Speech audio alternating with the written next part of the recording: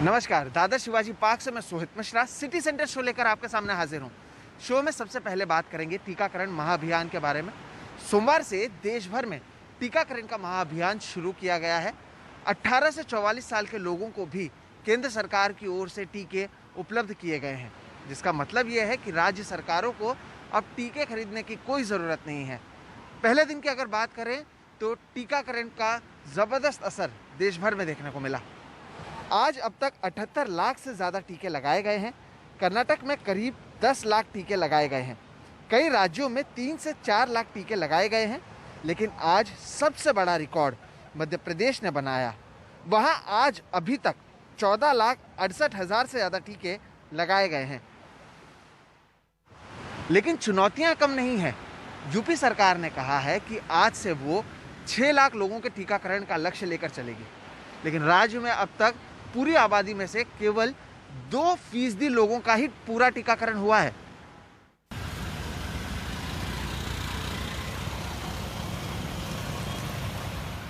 हम इस वक्त यूपी के मुख्यमंत्री योगी आदित्यनाथ के घर का जो रास्ता है उसके सामने हैं। आप देख सकते हैं किस तरह से बहुत सारे पोस्टर यूपी की वैक्सीनेशन ड्राइव को लेके यहाँ लगाए हैं। इसमें प्राइम मिनिस्टर मोदी और योगी आदित्यनाथ दोनों के चेहरे आप देख सकते हैं।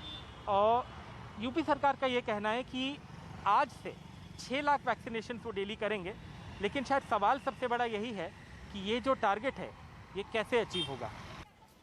बाहरी लखनऊ के सरकारी अस्पताल में पहले घंटे में बस एक बुजुर्ग महिला टीका लेने के लिए आई। यूपी की 23 करोड़ की आबादी में 10.9% लोगों ने कम से कम टीके की एक डोज ले ली है, लेकिन 2% से भी कम को दोनों डोज लगी हैं। जून में यूपी में रोज 3.5 लाख लोगों को टीका लगता रहा, यानी 6 लाख टीके रोज लगाने के लिए रफ्तार लगभग दुगनी करनी होगी। अगर इससे हल्का बुखार आ सकता है तो कोई दिक्कत होगी तो बुखार की दवा ले लीजिएगा। मैम, औसतन कितने लोग आपके यहाँ आ रहे होंगे? कभी 50 आ जाते हैं, कभी 60, कभी 30, जैसा मतलब कभी मौसम खराब होता है तो 30 से 20 आते हैं। अच्छा। नहीं, मौसम अच्छा रहता है 50-60 भी आ जाते हैं। कभी ऐसा हुआ है मैम कि पूरे 100 के 100 आ गए हों जैसे एक दिन में? 100 भी आते हैं। 100 भी कभी आते हैं। जी जी सर, 100 भी हो जाते हैं। कभी कभी 102, 5, 10 भी हो जाए। अच्छा। अरे ये देखिए, मुख्यमंत्री भी लगवा रहे हैं, प्रधानमंत्री भी लगवा रहे हैं। यूपी की दूसरी बड़ी चुनौती है टीके को लेकर हिचक, खासकर राज्य के ग्रामीण इलाकों। ये पूर्वी उत्तर प्रदेश के चंदौली जिले के गांव का नजारा है। ये गांव बनारस से बस 50 किलोमीटर दूर है। हम बोल रहे हैं कि सरकार आपको राशन बंद कर देगा, ये मतलब सारी चीजें कर देगा। कह रहे हैं कि ठीक है कर देने दो, और कुछ लोग तो इतना वो करने लगे, पैर तक पकड़ने लग रहे हैं कि मैडम हमें नहीं लगवाना है, आप चली जाइए। वैसे हापुड़ में कुछ उम्मीद पैदा करने वाले लक्षण दिखे। पश्चिमी उत्तर प्रदेश के इस जिले में बहुत सारे अस्पतालों में सुबह से ही लंबी कतारें रहीं। हालांकि यूपी में कोविड टीकाकरण की चुनौती अब भी काफी बड़ी है। हापुड़ से मोहम्मद अदनान और चंदौली से संतोष के साथ आलोक पांडे, एनडीटीवी इंडिया। वहीं टीकाकरण के मामले में आंध्र प्रदेश ने मिसाल कायम की है। आंध्र प्रदेश ये बताने में सफल रहा है कि अगर पर्याप्त मात्रा में टीका उपलब्ध हो तो क्या क्या किया जा सकता है। उमा सुधीर की ये रिपोर्ट देखिए। रविवार को आंध्र प्रदेश के गांव शहरों में कार्यकर्ता घर घर जाकर लोगों को टीका लगवाने के लिए तैयार करते रहे।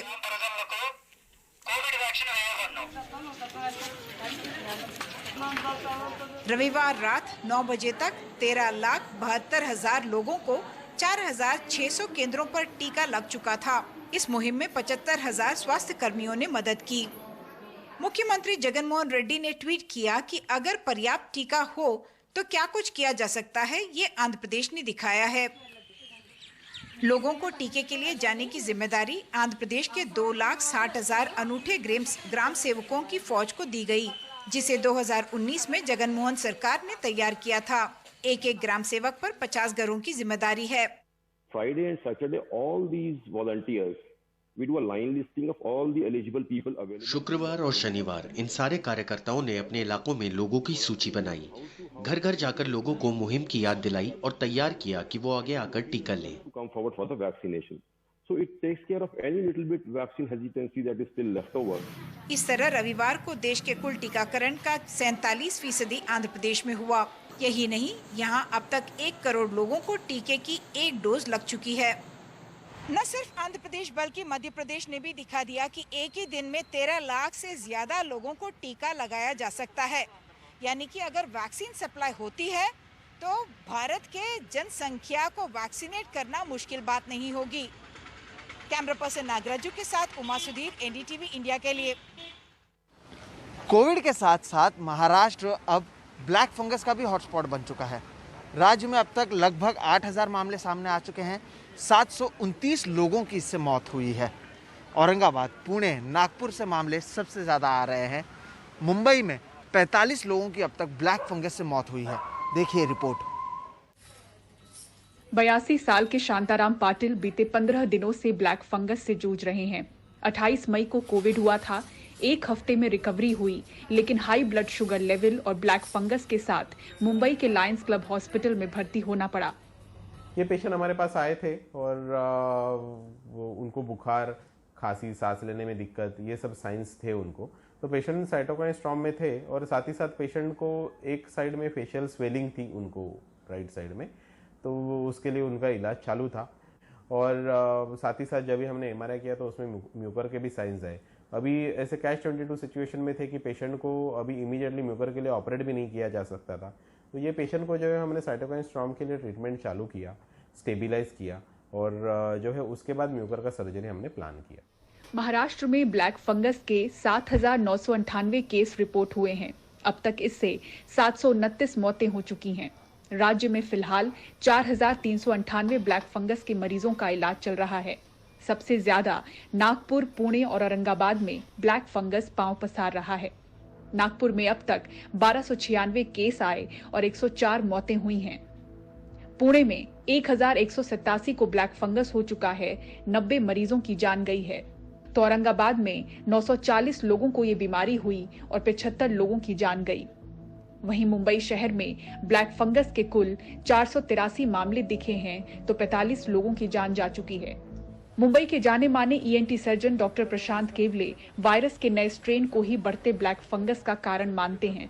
ये स्ट्रेन अपना अलग है, कोविड का स्ट्रेन अलग होने की वजह से ये अभी अपन उसमें चेंज देख रहे हैं। अपन वो वायरस को मिस कर रहे हैं क्योंकि वायरस एक है जो खुद चेंज हो रहा है, तो उसके वजह से बॉडी में भी जो नेक्रोसिस है वो अलग अलग टाइप के नेक्रोसिस अलग अलग जगह पे देखे जा रहे हैं। जब बॉडी में नेक्रोसिस हो रही है तो उसके ऊपर फंगस आ सकता है और वो फंगस ये म्यूकर है। इसके लिए अपन देख रहे हैं कि ये इंडिया में, महाराष्ट्र में ये अलग स्ट्रेन है।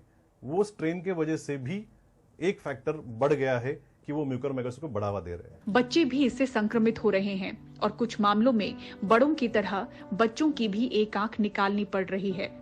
मुंबई से पूजा भारद्वाज, एनडीटीवी इंडिया।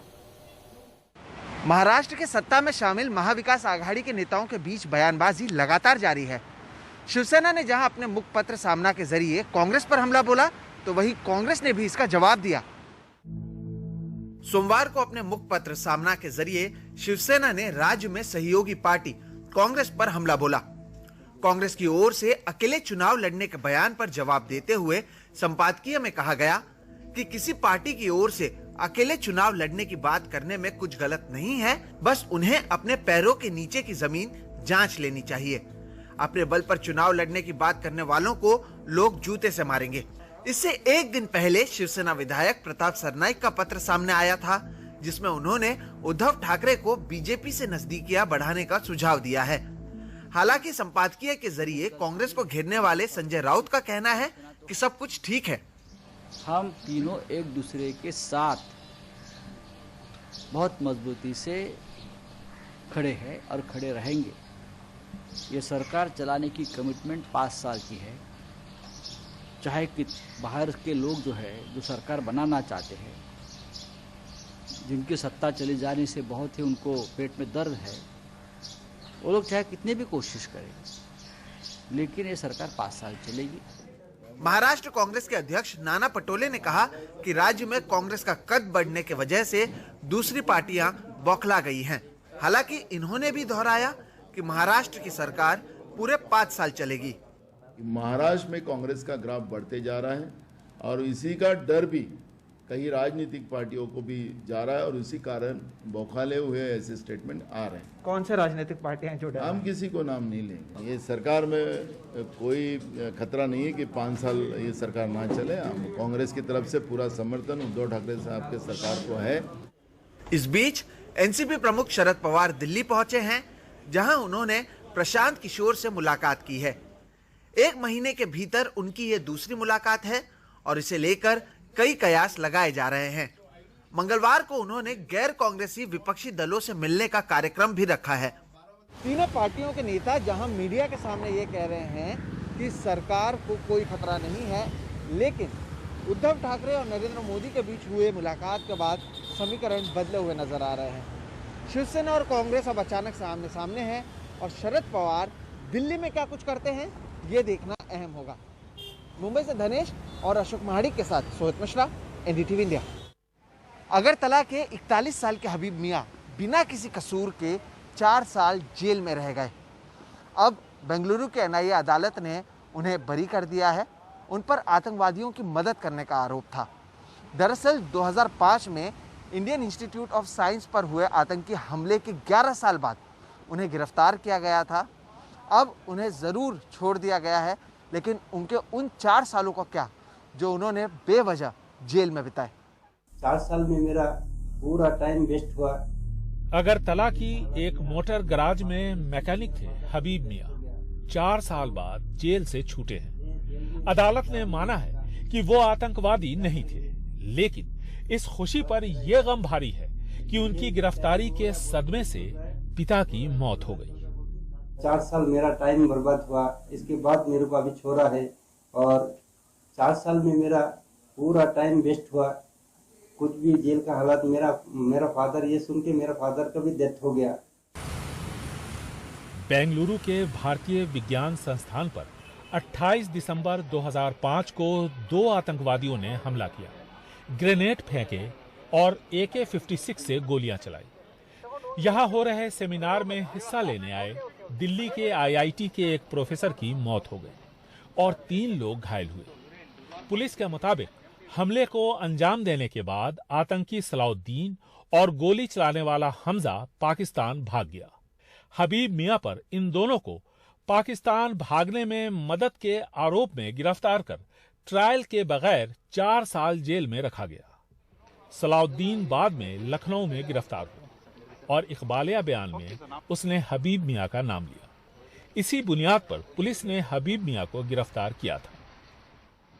ऐसे हबीब मियां को आपने 4 साल देखा है। बेंगलोर में ऐसे बहुत सारे केस हैं, 8 साल हो गए, चार्ज भी होते नहीं है केस, और 20-20, 10-12 साल ट्रायल चलते हैं और कुछ भी होता नहीं है। हबीब मियां के खिलाफ जो चार्जशीट थी उसमें एक भी ऐसा कोई विटनेस भी नहीं था, कोई भी ऐसा एविडेंस भी नहीं था जिसमें ना ही हबीब मियां के को गिल्ट पॉइंट आउट हो सके और कोर्ट उसको ट्रायल के लिए प्रेस कर सके केस को। मामला सिर्फ यहां हुए हमले के सिलसिले में गिरफ्तार एक शख्स की रिहाई तक ही सीमित नहीं है, बल्कि देश में आपको कई ऐसे मामले मिल जाएंगे जहां UAPA के तहत गिरफ्तार आरोपियों को सलाखों के पीछे बगैर किसी ट्रायल के कई सालों से रखा जा रहा है, जो कि देश की न्यायिक व्यवस्था के सिद्धांतों के खिलाफ है, जहां कहा जाता है कि किसी को अगर न्याय देने में देर की गई तो इसे माना जाना चाहिए कि उसके साथ अन्याय किया गया है।